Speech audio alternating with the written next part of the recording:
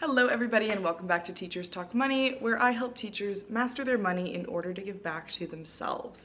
Happy November, happy Scorpio season, happy my birthday month. We're in a new month and so I have a new budget. This one is a little different than normal because I have my 2 regular paychecks, and then also this month my county is giving us a recruitment and retention incentive that my union fought for.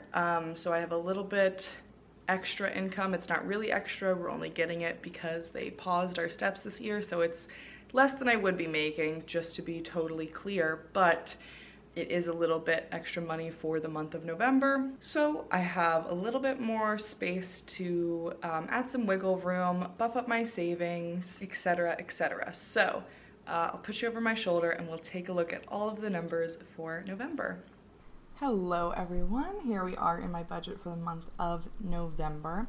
So let's start things off with my income. My regular paychecks are $1,326. I do think at least this first one is actually going to be a little bit more than that because I did cover for a couple classes in this pay period, and so that will be reflected here. And honestly, probably on my second one as well, because we're having a coverage shortage right now, and so we're all being asked to cover quite a bit more than usual.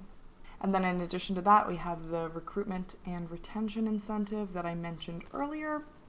This will actually be a part of my second paycheck, but I kept it as a separate thing just so that when I look back at this budget, I can tell why the paycheck was larger.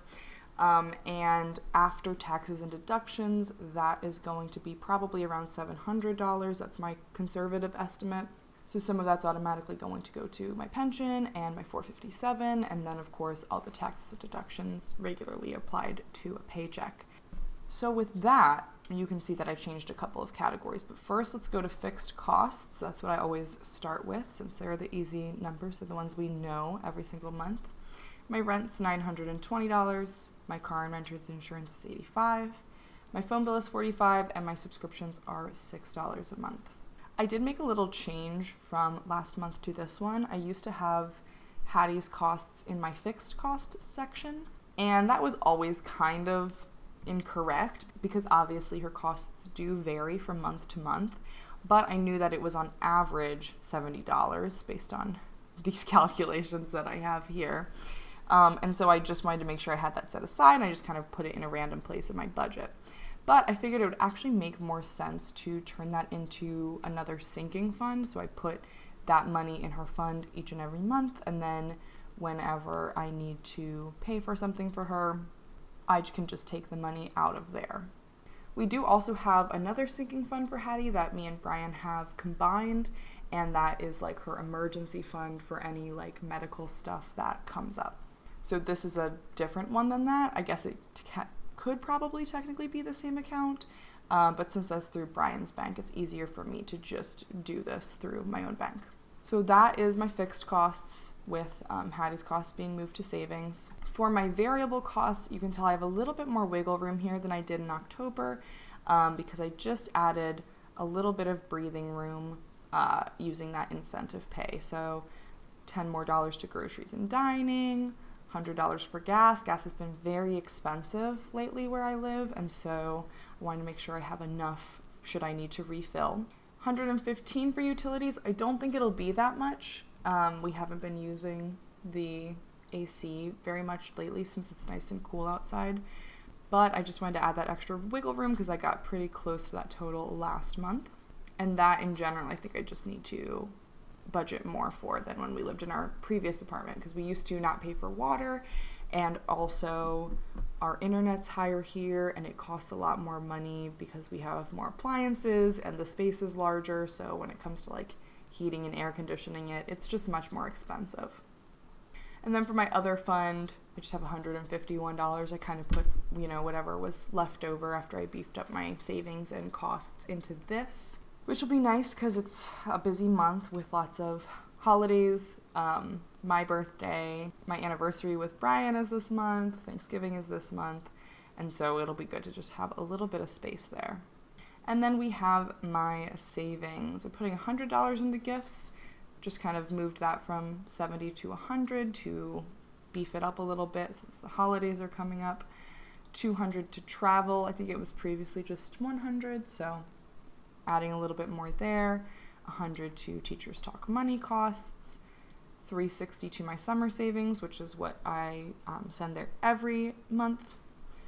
180 to grad school, which is pretty much exactly what I save every month.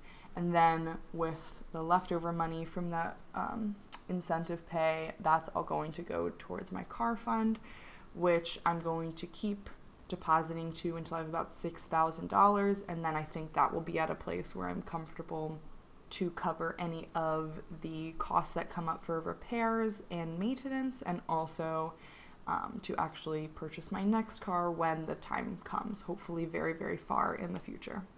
So it's a nice little monthly budget. I feel good having a little bit more wiggle room to work with this month. Feeling very grateful to my union for fighting for some incentive payment, considering that our steps were paused. They also fought for a 1.5% cost of living adjustment that's going to be put into place in January 2021, and then I finally will be getting payment for the step I'm supposed to be on in like March 2021, or March 2022 rather. So good things are coming, but it's a little bit paused now, but I do feel good having a bit more space in my budget for this month at least. If you're new here and you're not familiar with how my budget works, I also have my running totals categories over here where I add everything up. So anytime I get groceries, I can just add in the amount here and it'll populate down here as well as next to the totals, and that will all add up to what I actually spent as well, so I can make sure I'm on track. You'll also notice I have every single dollar that I'm getting in my income allocated in my budget, which makes this a zero-based budget, which helps me maximize my savings and investments and make sure that I have enough money to spend on those discretionary costs as well. Also in my notes section, I don't think there's anything new. I have my investment plan written out here. I have the cost of grad school stuff and summer money needed here. I have my stipend information here, and when my sinking funds will be fully funded. A couple of them, like the car fund, I'm going to cap at $6,000, and then I don't have to save more towards that. Education, $3,800 will cover me getting my plus 60 and my national board certification. Honestly, I may need less than that if I can get some scholarships for that stuff. So it's possible that I'll actually stop saving before that point, but not sure yet. I think I'm going to save the full amount just to be safe.